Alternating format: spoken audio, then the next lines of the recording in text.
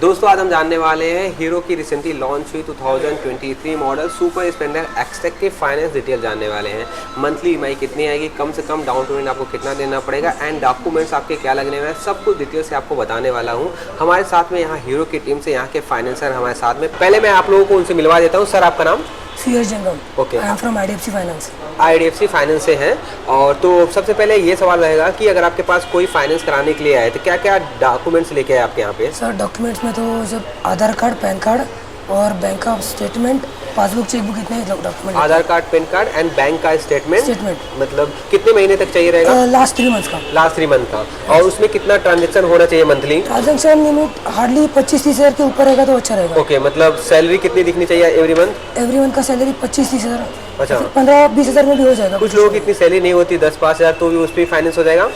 Finance तो normally हो जाएगा, फाइनेंस का ज़्यादा इशू नहीं आता। सैलरी स्लिप मोस्टली तो लगता नहीं है। हाँ। अगर गाड़ी बड़ा रहेगा या फिर एक्सप्रेस वगैरह रहेगा तभी सैलरी स्लिप मांगती है बैंक में। तो नॉर्मल छोटी गाड़ी के लोन के लिए लोन अमाउंट जब ज्यादा होता है तब सैलरी स्लिप की रिक्वायरमेंट होती है, राइट? नहीं तो हो जाएगा आपका काम। इनका डिमांड है कि बैंक के स्टेटमेंट इतना 3 महीने का होना चाहिए एंड थोड़े बहुत ट्रांजेक्शन होना चाहिए, नहीं हुआ तो भी ये करके दे देंगे।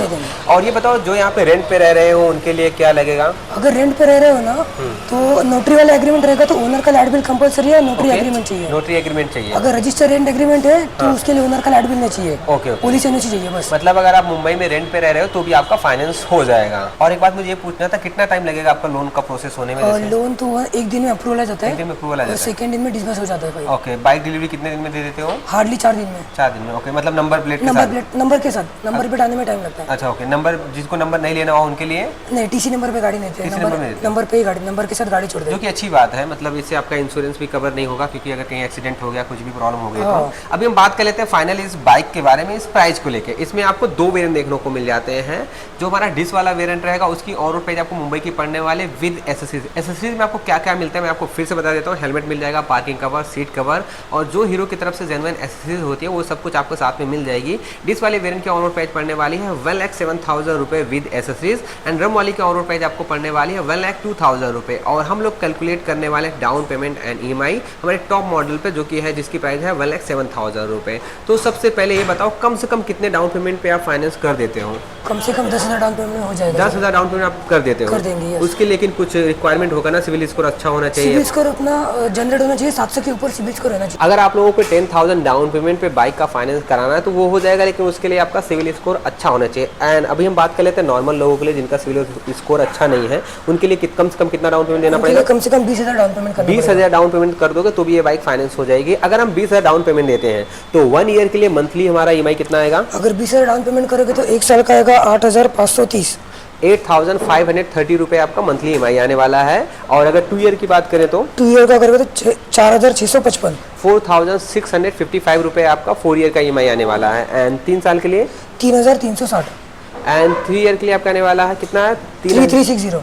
3,360 इतना आपका मंथली ईएमआई आने वाला है। ये हमने 20,000 पे कैलकुलेट किया है मंथली ईएमआई। और इंटरेस्ट रेट कितना रहेगा इस पे? 9.99%। 9.99% इंटरेस्ट रेट आपका रहने वाला है। अभी हम सेकंड थोड़ा बढ़ के कैलकुलेट कर लेते हैं, 40,000 पे कैलकुलेट कर लेते हैं, राइट? उस पर 1 ईयर के लिए आपका मंथली ईएमआई कितना आएगा? 6565।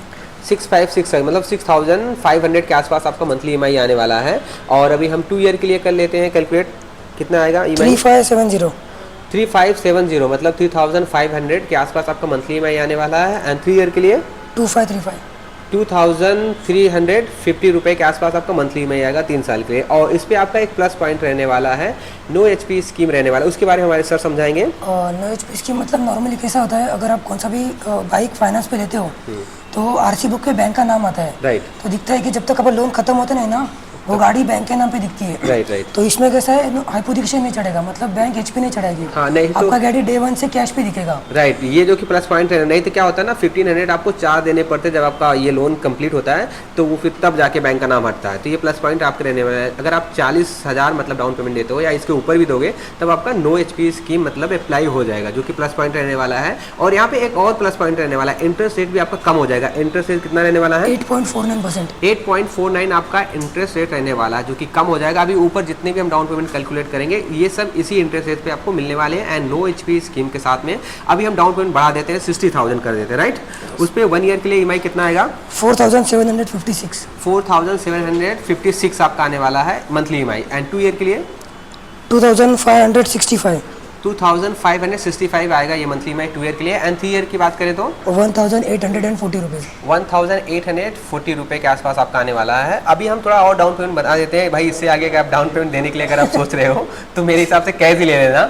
अभी 75 डाउन पेमेंट हम कैलकुलेट करने वाले हैं जो कि लास्ट है मेरे हिसाब से। इतना तो कोई नहीं देगा एक्चुअली डाउन पेमेंट, लेकिन कुछ लोग आ जाते हैं 75,000 डाउन पेमेंट करने के लिए, उसके लिए भी हमने मतलब कुछ सोचा है। इसके लिए मंथली हमारा EMI कितना आएगा 1 ईयर के लिए?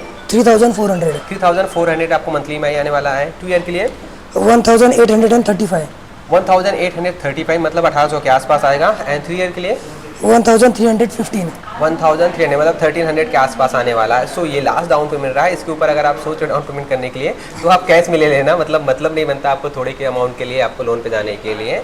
तो अभी हम फाइनल बात कर लेते हैं। अगर आपके पास कोई फाइनेंस लेने के लिए सोच रहा है 1-2 महीने पहले से, उसे किस बात को लेकर प्रिपेयर रहना चाहिए आप ये बता दो। अगर गाड़ी लोन पे लेना चाहते हो ना तो पहले ध्यान ये रखो कि आप सिबिल स्कोर अपना मेंटेन रखें, लोन टाइम पे भरे और अकाउंट में बैलेंस अगर 3 तारीख आपका EMI का डेट है तो आप अकाउंट में बैलेंस 1 तारीख को जमा करके रख दो, जिससे आपका EMI बाउंस ना हो। राइट, आपको पहला ध्यान ये रखना है अगर आपका कोई लोन चल रहा है तो आपका EMI बाउंस ना जाए। अगर आपका लोन कोई नहीं चल रहा है तो आप ये ध्यान रखोगे आपका ट्रांजैक्शन थोड़ा ठीक ठाक हो जाए एंड मंथली जो आपका ट्रांजैक्शन हो थोड़ा 15-20,000 का एवरी मंथ होते रहे 3-4 महीने, तो आपको आसानी से लोन मिल जाएगा जो कि आपके वो बैंक स्टेटमेंट पे दिखेगा। तो ये आपके लिए प्लस पॉइंट रहने वाला है।